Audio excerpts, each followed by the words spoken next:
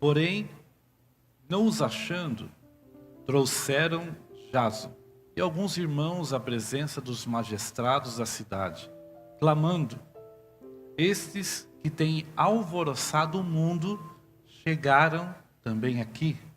Versículo 10. E logo os irmãos enviaram de noite Paulo e Silas a Bereia, e eles, chegando lá, foram à sinagoga dos judeus. Ora, esses foram mais nobres do que os que estavam em Tessalônica, porque de bom grado receberam a palavra, examinando cada dia nas Escrituras se essas coisas eram assim. De sorte que creram muito deles, e também mulheres gregas de classe nobre, e não poucos varões.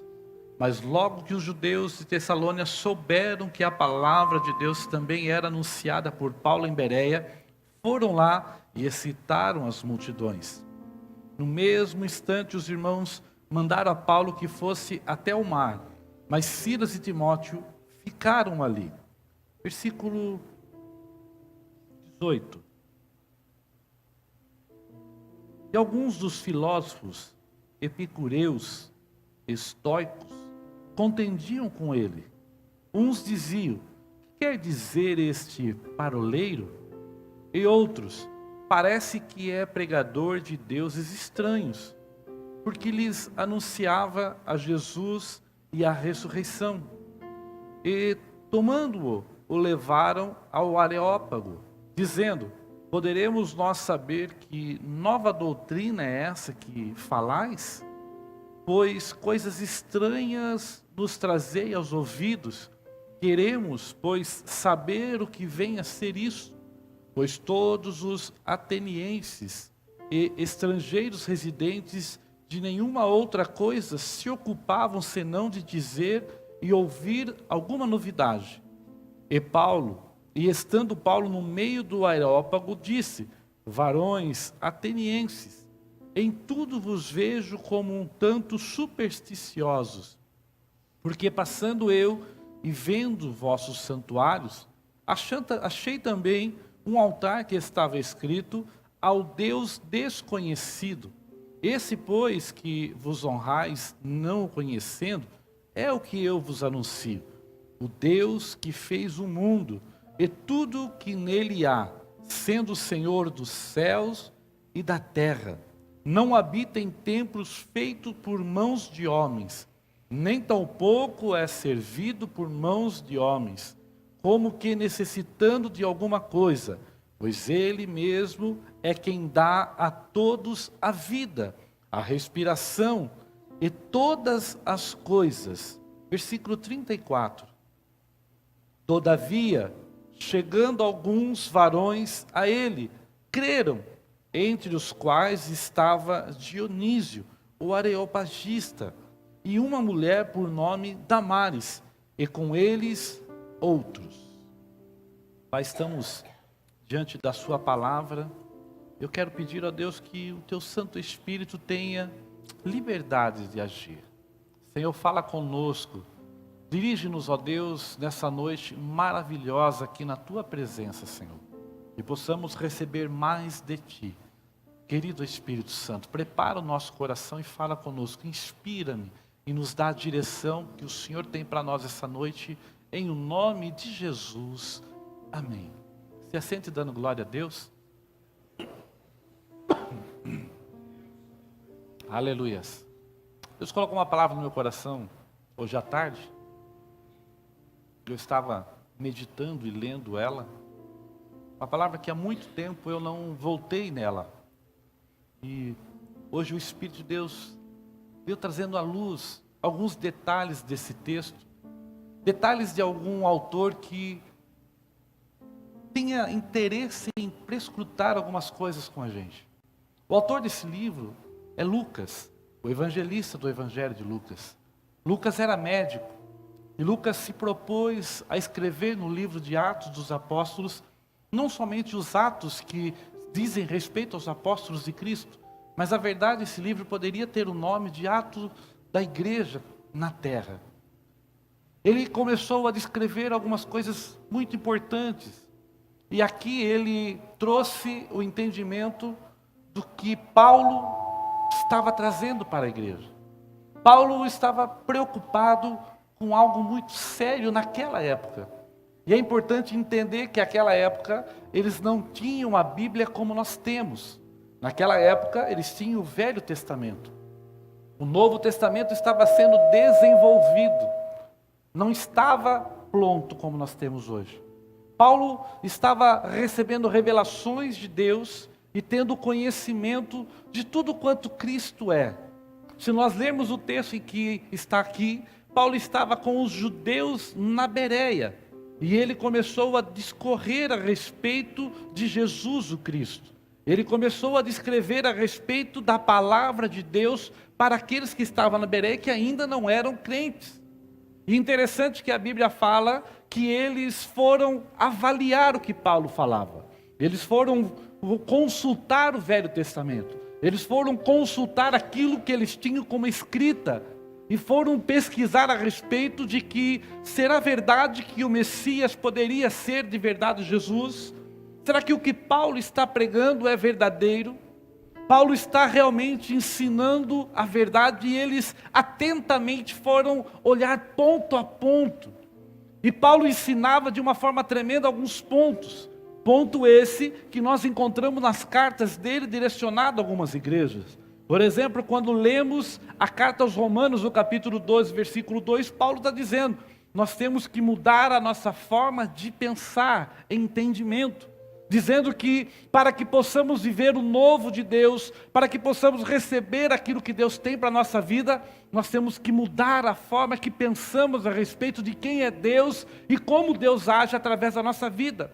Quando Paulo escreve a carta aos Efésios, a carta espiritual de Paulo. Por que falo a carta espiritual de Paulo? Porque é a carta que Paulo escreve logo depois que ele tem uma transladação, logo depois que ele tem uma experiência de arrebatamento com Deus. A Bíblia fala que ele diz assim, num texto, eu conheço um homem, não sei se no corpo ou no espírito, mas eu sei que ele foi ao terceiro céu.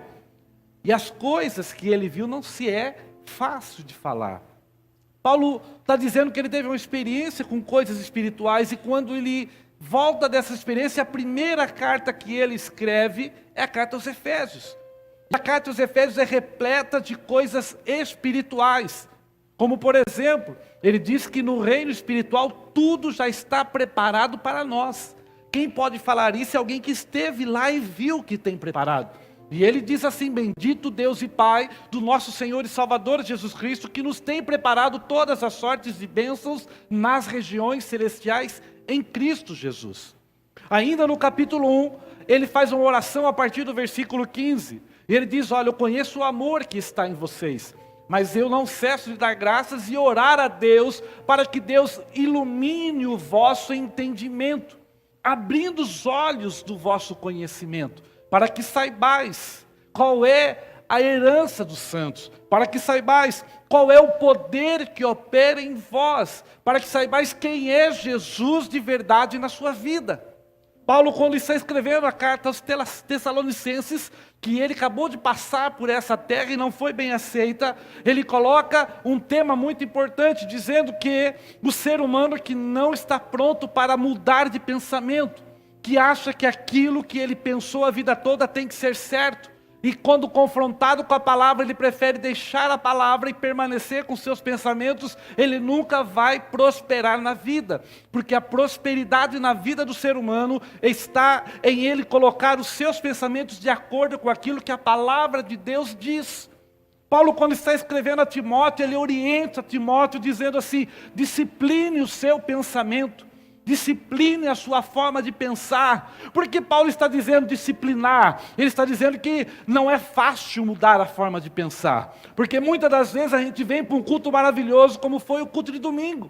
Recebemos uma palavra com informações, com coisa tremenda, mas se eu não disciplinar a minha mente, a manter essa palavra na minha cabeça, se eu não inspirar o meu coração por essa palavra, o mundo vai me inspirar, os meus problemas vão me inspirar, eu vou ser inspirado por tudo aquilo que eu vou confrontar lá fora, que já tem me confrontado diariamente. Então Paulo, ele está dando uma dica, e na verdade uma dica é um ensinamento. Ele está dizendo, para você receber um milagre, você tem que deixar a sua mente ser moldada pela palavra de Deus. Porque senão, você vem para um culto profético da sexta-feira, recebe uma palavra profética, uma palavra de ânimo, Deus até fala diretamente, profeticamente com você, mas você, se não receber e não mudar a forma de pensar, você vai voltar a viver as mesmas práticas e não vai ter mudanças na sua vida. Paulo aqui, em Atos dos Apóstolos, o texto que nós lemos, ele está confrontando pessoas inteligentes. Ele não está tratando aqui com leigos, ele está tratando com pessoas religiosas, e depois ele vai tratar com filósofos, e depois ele vai tratar com teólogos. Ele está tratando com pessoas inteligentes. Deixa eu dizer algo para você, Deus não quer pessoas que não sejam inteligentes na igreja, Ele quer que você seja inteligente, Ele quer acrescentar a inteligência em você, e você pode dizer, mas pastor, será que eu tenho essa inteligência toda? Se não tivesse, você não estava aqui, porque estar cultuando a Deus, estar na presença de Deus, é sinônimo de que você foi inteligente o suficiente para deixar os costumes do mundo e vir adorar um Deus que é verdadeiro, mesmo sendo desconhecido lá fora, nós o conhecemos e sabemos que Ele está aqui. Ele está aqui. Aleluia, Ele está aqui. Ele está no meio de nós. Paulo, ele é confrontado por sábios. Interessante que lá em Bereia, eles estavam acompanhando com as Escrituras. E Paulo dizia, esse Jesus é aquele que as Escrituras dizem a respeito dele, que ele seria crucificado, como os judeus o crucificaram. E ele ressuscitaria no terceiro dia. Aquilo para eles foi um confronto tão grande no pensamento, no raciocínio, na forma de pensar, que eles não conseguiram unir Jesus à ressurreição. E quando eles vão tratar de levar Paulo para ser questionado, eles dizem assim, esse homem está pregando sobre deuses estranhos, ele não é Deus, deuses. Porque para ele, Paulo pregava Jesus e pregava ressurreição como dois deuses. Eles nem estavam entendendo que Jesus era o que ressuscitou. E aí Paulo vai explicar que se Jesus não ressuscitasse, não adiantava nós estarmos aqui. Que todas as religiões têm o seu fundador morto. Que todas essas religiões que estão aí, de alguma forma a pessoa que criou o pensamento, que criou a filosofia, que criou a forma de crença, não conseguiu sobreviver à morte.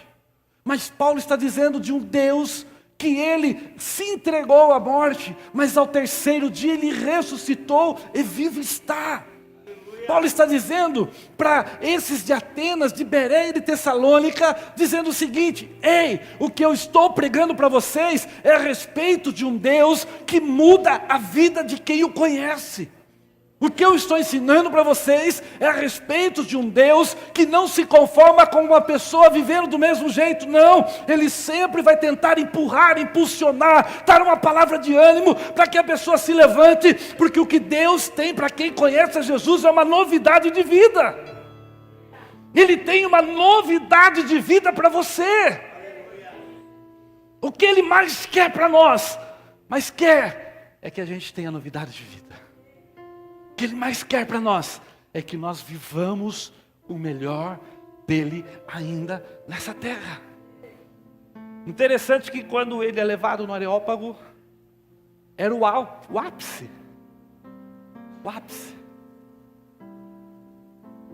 Eu não sei como comparar, mas é como um grande estudioso ser convocado, por exemplo, para dar uma palestra em Harvard, Yale, Stanford, as maiores faculdades do mundo, e ele ser selecionado para ele palestrar lá, mas não palestrar para os alunos, para os professores, e ser questionado. Paulo tinha uma plateia de pessoas que eram ensinadores de filosofia, ensinadores de teologia.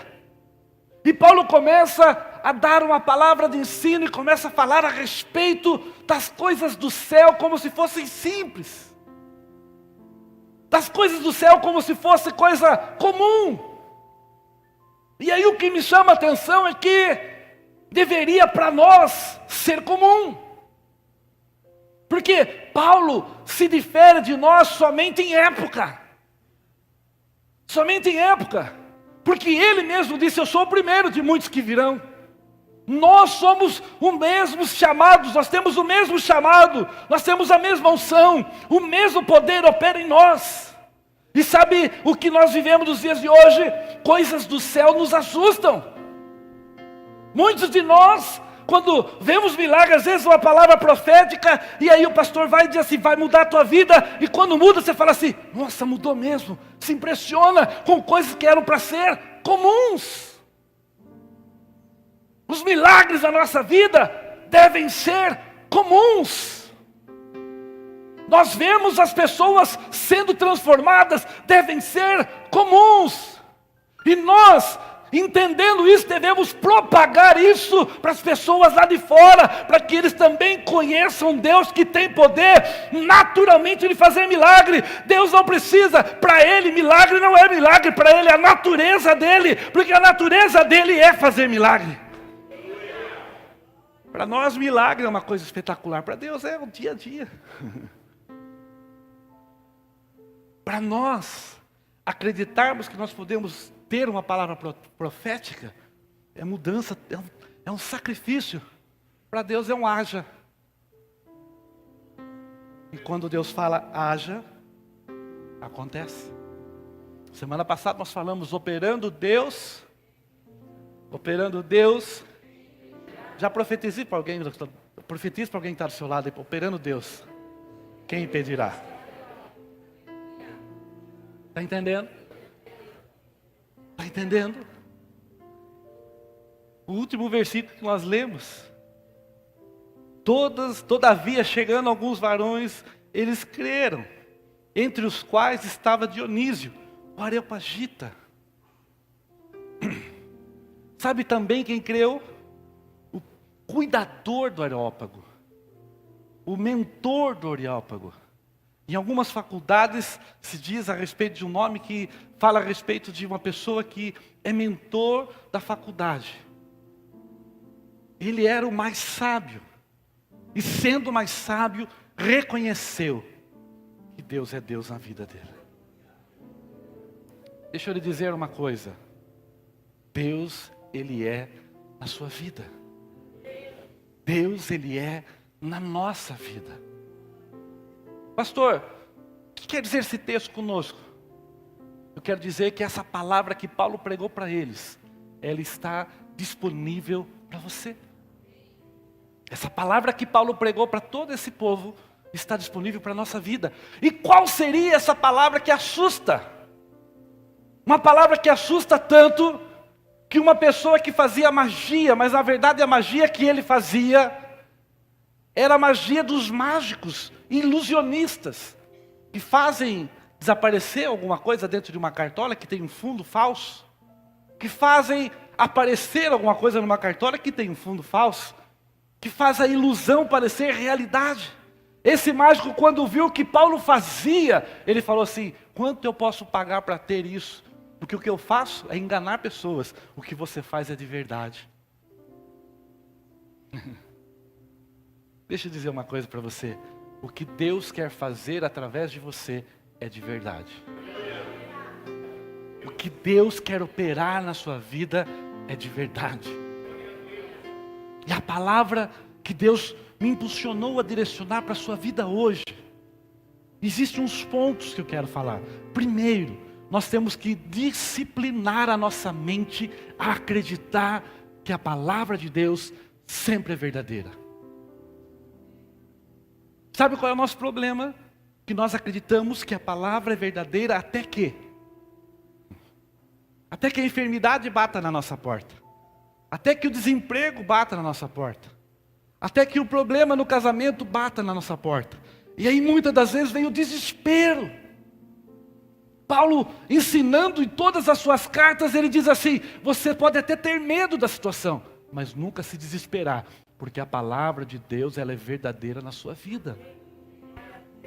Disciplina na palavra é uma coisa importantíssima. E vou te dizer, disciplina na nossa mente. E como que eu disciplino a minha mente? Você tem que ter, irmão, costume de ler a palavra diariamente.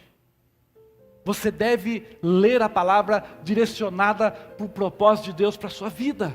Sabe quando Deus dá uma promessa para você? Comece a ler. O que eles estavam fazendo Paulo dava uma palavra para eles, eles iam para ler aquela palavra, sobre aquela palavra, como aconteceu, outras pessoas que receberam aquela palavra. E quando fazemos isso, nós criamos um ambiente sobre a nossa mente, para que ela se discipline, que quando bater um problema contra nós, nós temos uma palavra para recuar. Paulo está dizendo, a palavra quando opera em nós, aleluia, ela é poderosa para fazer infinitamente mais do que pensamos. Você pode dizer para o seu irmão assim: Deus vai te surpreender. Diga, vai te surpreender com a palavra. Com a palavra. Com a palavra. Vamos ver um pouquinho da palavra. Efésios. Capítulo 1. Efésios capítulo 1.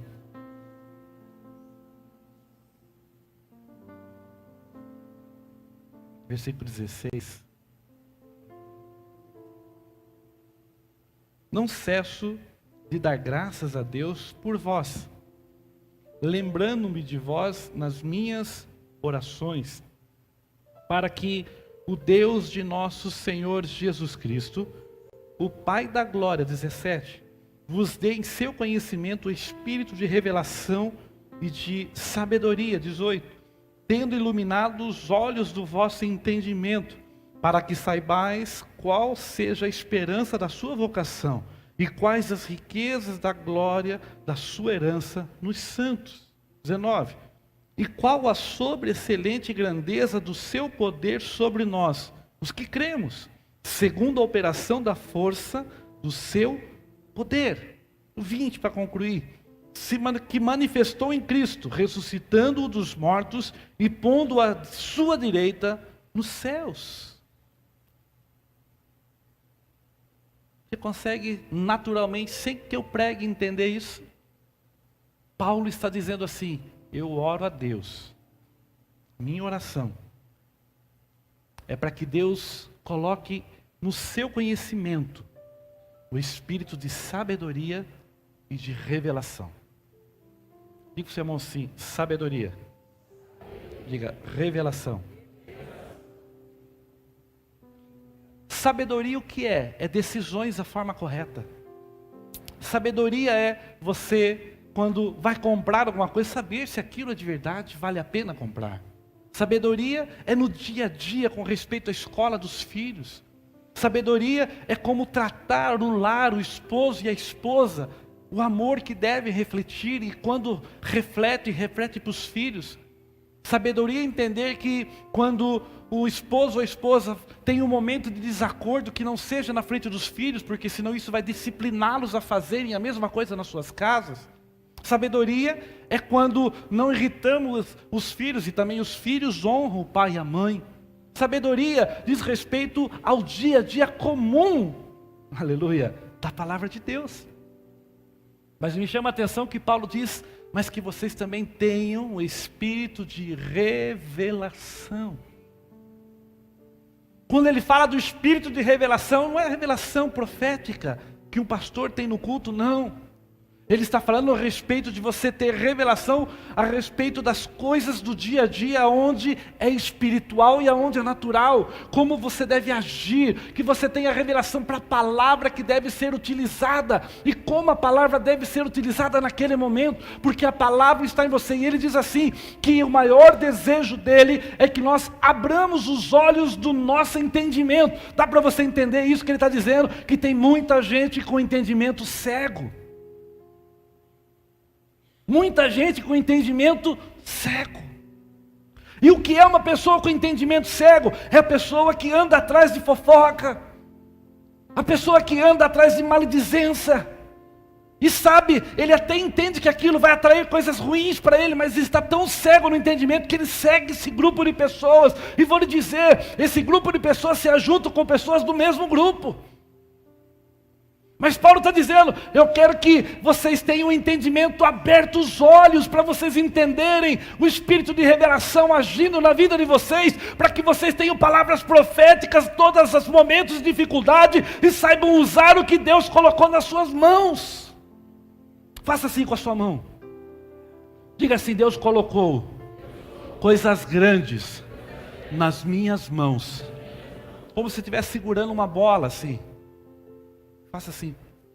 Faça assim, nas minhas mãos tem poder de Deus. Já toque em alguém e diga assim, eu te abençoo em nome de Jesus.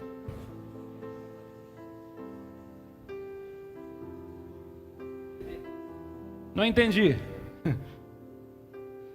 A oração de Paulo, quando ele fala para abrir os olhos, receber a revelação, ele diz assim, que nós possamos entender quais são as riquezas da glória da herança nossa. Ele está dizendo assim, você tem uma herança em Deus. E quando ele fala da herança em Deus, ele está dizendo assim, essa herança é para ser usada hoje. Não é uma herança, porque até mesmo o normal seria esperar o pai morrer para entregar a herança. Mas Deus não vai morrer, como que seríamos herdeiros dessa forma? Então Deus muda o formato e nos dá, a partir do momento que aceitamos a Jesus, a liberalidade, ou o termo correto seria a liberdade de recebermos posse daquilo que Jesus conquistou na cruz. Paulo ensina, dizendo assim, nós somos herdeiros de Deus e co-herdeiros com Cristo. Paulo ensina que tudo que Jesus conquistou é meu direito. Tem até um hino, né? Tudo que Jesus é direito nosso. Essa é a sua parte, eu não canto não. Sabe o que ele está dizendo? Que Jesus conquistou é direito seu. E aí Paulo continuando, eu estou falando de um texto, tem o que ele expressou lá, ele colocou nas cartas. E vou dizer, Paulo deve ter gastado muito ali. Porque quem estava ouvindo ele era o povo, ele sabia que se ele convencesse aquelas pessoas que ele estava ministrando, se ele convencesse aquelas pessoas para quem ele estava pregando, ele sabia que a palavra se multiplicaria em toda a região. Sabe o que eu estou fazendo aqui? Estou convicto que se eu convencer você, nós vamos alcançar Sorocaba para Jesus. Porque eu não preciso convencer Sorocaba todo, eu preciso convencer você. Porque se eu convencer você, você vai começar a viver uma vida de milagres. E as pessoas vão seguir os milagres de Deus na sua vida. E você vão trazê-los para Jesus. É assim. Paulo gastou tudo. E quando ele fala aqui em Efésios, ele está usando o que ele gastou lá. E ele diz assim, olha, eu quero que Deus coloque em vocês o entendimento que a sobreexcelente grandeza do seu poder está em nós, os que cremos, segundo a operação da força do seu poder. E que poder é esse? É o poder que ressuscitou a Cristo dos mortos. Paulo está dizendo assim, ei, o poder que opera em você não é qualquer coisa, é um poder sobrenatural.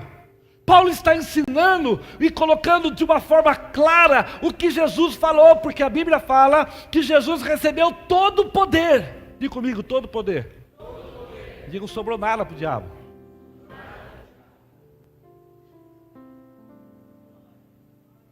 Todo é todo, não é?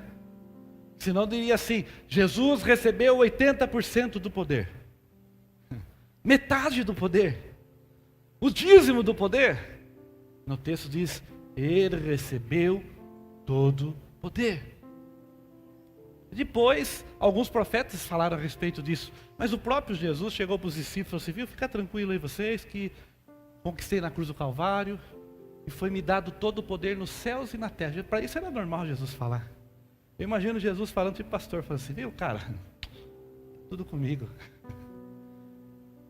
Que era tranquilo, não é uma coisa assustadora para Jesus, é uma coisa do dia a dia.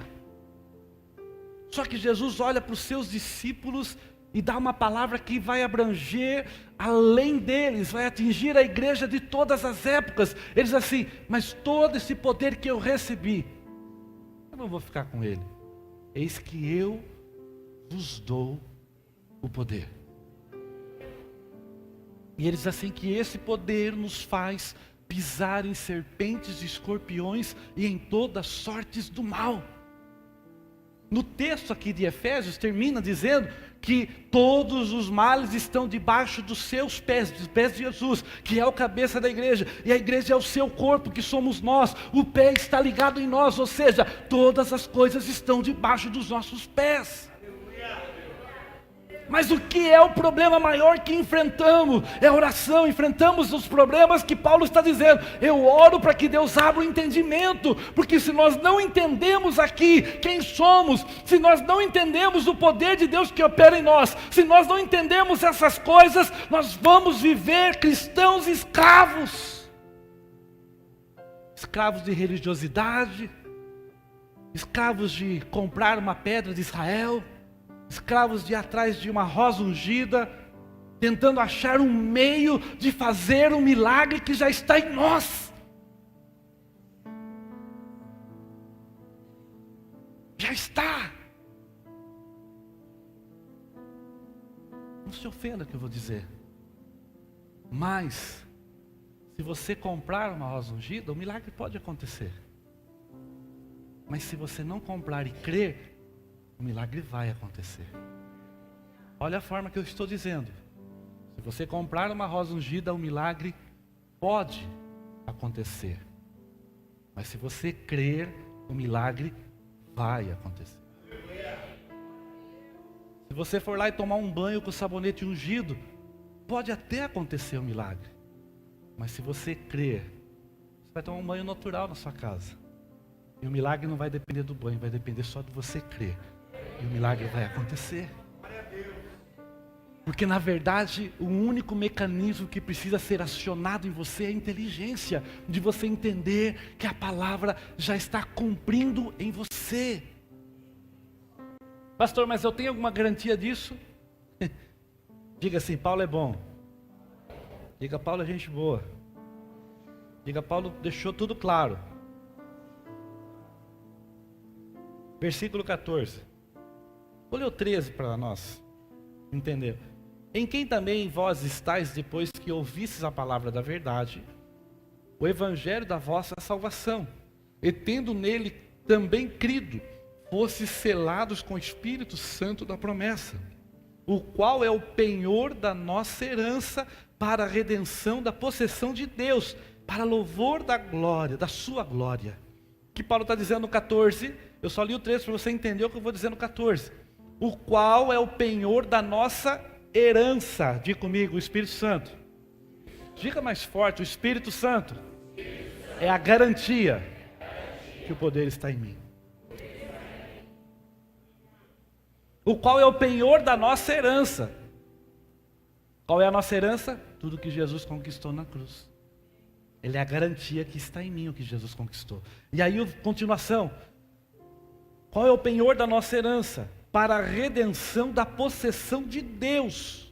Diga comigo assim: eu sou de Deus. Eu sou de Deus. Diga: o diabo não me toca. Diga: eu sou de Deus. Eu sou de Deus. Estou debaixo da promessa. Estou debaixo da promessa. Olha para o teu irmão e diga assim: pare de preocupar.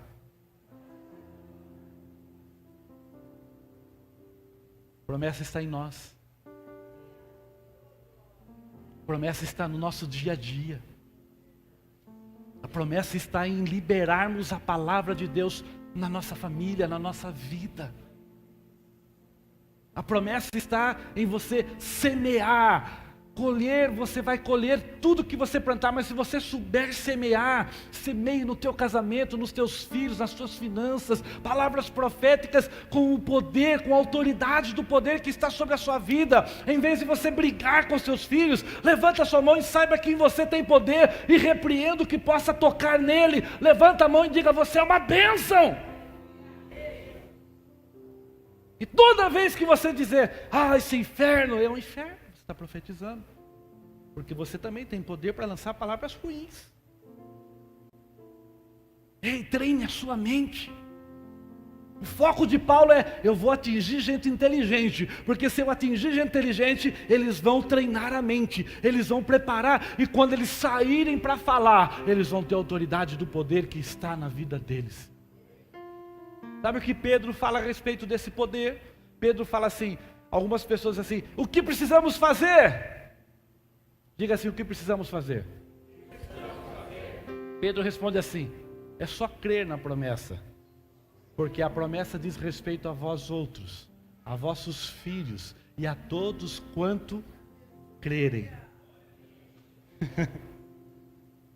Sabe qual é o nosso problema de ser humano? E principalmente na sociedade em que vivemos, uma sociedade extremamente consumista, é que dizer para você que é só crer, você fala assim: é muito pouco, não vai funcionar. Está entendendo? O que nos segura, o que nos prende, é porque crer parece muito fácil, muito simples. Mas na verdade Paulo está dizendo assim: você tem que disciplinar a sua mente, que senão se torna difícil. E aí às vezes a gente quer achar alguns problemas para nós mesmos, achamos. Porque começamos a colocar barreiras, dizendo assim: não, mas para mim conquistar isso eu tenho que fazer isso, fazer isso, fazer isso, fazer isso. Sendo que na verdade a palavra está dizendo assim: eu preciso crer na palavra da verdade. E sabe uma coisa que destrói muito a forma de crer? São pessoas que não acreditam e andam com a gente. Sabia que existe várias pesquisas que cruzam as mesmas informações de psicólogos, de coaches, de faculdades que trabalham regras de emoções. As mesmas pesquisas variam muito pouco e dizem que nós nos formamos naquilo que ouvimos, naquilo que lemos e com as pessoas que andamos. Pelo menos as 5 principais pessoas emitem em nós nossa personalidade. O que quer dizer com isso, pastor? Se nós ouvirmos uma ótima palavra de Deus, mas continuarmos andando com as pessoas erradas, a palavra será consumida. Se nós ouvirmos a palavra de Deus e continuarmos esses grupos de WhatsApp que mandam pornografia, a palavra será consumida. Ah, mas é um grupo do trabalho, sai dele. Ah, mas ou então coloca a ordem lá, você tem autoridade para isso. Ei, você precisa criar um ambiente que te faça firme na fé. Porque se você criar um ambiente que te faz firme na fé, você vai começar a dizer para o diabo: sai, e ele vai ter que sair. Você vai começar a profetizar coisas boas e elas virão sobre você e te alcançarão. Se você criar esse... Paulo está dizendo, se você entender essa mudança que precisa acontecer aqui, aleluia, e se você perceber em todo esse período que eu prego nas terças-feiras, pelo menos umas 4 terças-feiras ou 5, eu falei a respeito de mudança de pensamento. Deus sempre me traz a falar a respeito das mesmas coisas. Por quê? Porque é assim que se disciplina. A repetição faz pensarmos. Ei, comece, chegue na sua casa, ouça de novo essa mensagem, ela está disponível no Facebook, no YouTube, no Twitter, no site da igreja. Discipline a sua mente. Quando você sair do culto domingo, se você não tiver tempo no domingo, na segunda-feira, ouça de novo a mensagem para você trazê-la em memória. Quando chegar no sábado, ouça a mensagem da sexta-feira, traga a memória. Discipline a sua mente a fazer com que a palavra crie efeito verdadeiro. Quebre os efeitos malignos que tentam fazer você pensar que você não é ninguém, que você não pode, que você não consegue. Comece a disciplinar a tua mente para entender que Jesus já conquistou por você, que Ele pôde por você, que Ele fez por você. E se Ele fez, você é mais que vencedor. Você não é simplesmente vencedor, você é mais que vencedor em Cristo Jesus.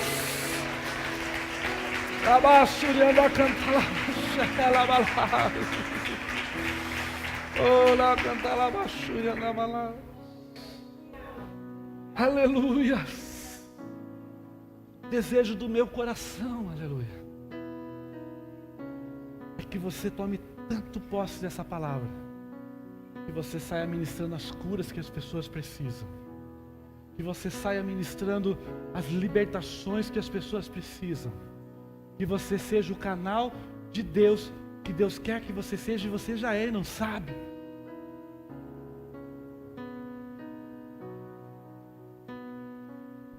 Eu sei que vocês já ouviram essa historinha, mas vou contar de novo. Era uma vez um elefantinho no circo. Esse elefante era pequeno. E o domador do circo o amarrava em uma madeirinha pequena, uma estaca. E aquele elefante, quando ele era pequeno, ele era arredio. E ele tentava escapar daquela estaca. E ele feria o pescoço com a corda, a ponto dele desistir de tentar escapar. Só que aquele pequeno elefante um dia se tornou um grande elefante. Um grande elefante. E um dia alguém perguntou para o adestrador: que estranho, um elefante tão grande assim, tão forte, está preso numa pequena estaca. Como pode isso? Não é perigoso? O adestrador falou assim: não, porque ele tentou algumas vezes vencer a estaca, e não conseguindo vencê-la, ele desistiu de tentar vencer para o resto da vida. Sabia que nós temos tantos elefantes no meio de nós, que desistiram de vencer aquilo que já está vencido na cruz?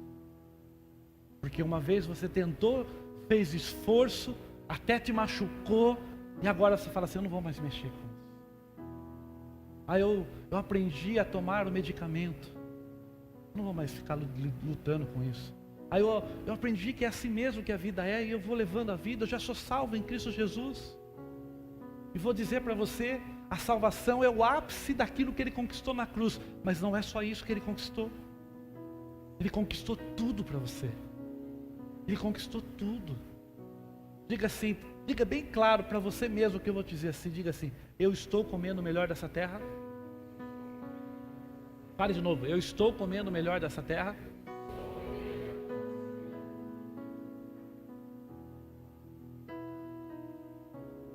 Pastor, mas isso aí é difícil. Está vendo? Isso é crença limitante. Criamos tantas crenças limitantes em nós. E o que é crença limitante? É o elefante. Ele se limitou à crença dele que ele nunca vai vencer aquilo ali. Se a palavra diz que nós vamos comer o melhor dessa terra, se prepare, porque se você usar essa palavra na direção de Deus, você vai comer o melhor dessa terra. E para comer o melhor dessa terra não precisa ser bilionário. A prosperidade de Deus vai te atingir de tal forma que você vai comer o melhor dessa terra. Diga para o seu irmão: se Deus conhece os desejos do teu coração, nos mínimos detalhes Deus cuida de nós. Nas pequenas coisas Ele conhece os nossos desejos e vontades. Por isso a Bíblia diz que Ele consulta o nosso coração e conhece. Aleluia. A minha oração é a de Paulo hoje. Que Deus abra os olhos do seu entendimento, para que você saiba que você não é um gatinho de estimação. Você é um leão, filho do leão de Judá. Que você não é pequenez, mas que você é grande diante de um Deus que é grande. Que você não é filho de qualquer Deus. Na verdade, não existe outros deuses. Só um que Jesus ensinou que existia. Mas você é filho do único Deus. E Paulo disse assim: está vendo aquele altar? Olha que sabedoria de Paulo. Aquele altar não era do nosso Deus. Era de um Deus estranho. E o que ele ia pregar ali era a respeito de um Deus estranho. Então ele falou: está vendo aquele altar que vocês ergueram para um Deus estranho? Eu vou pregar sobre esse Deus estranho para vocês. Ei, Deus vai te usar para pregar sobre esse Deus que é estranho para as pessoas lá fora. Porque as pessoas lá fora estão convencidas de que igreja não é uma boa. Estão convencidos que pastor de igreja rouba. Estão convencidos que os pastores ficam vendendo coisas a troco da fé. E você vai chegar para as pessoas e dizer assim: ei, o que eu vou trazer para você, você não vai precisar comprar nada para você receber o milagre. Você precisa só de uma oração. E você vai me levar lá para receber a oração do seu pastor, você vai dizer assim, não, eu vou orar por você e o milagre vai acontecer. Porque o mesmo poder que opera na vida do meu pastor, opera na minha vida. E quando você orar e a pessoa receber o milagre e mudar, a pessoa vai dizer assim, ei, como que isso aconteceu? Você vai dizer, venha para a minha igreja, você vai entender lá. Você vai começar a propagar o Evangelho de Cristo através do poder que está, não é virá, ele está em você.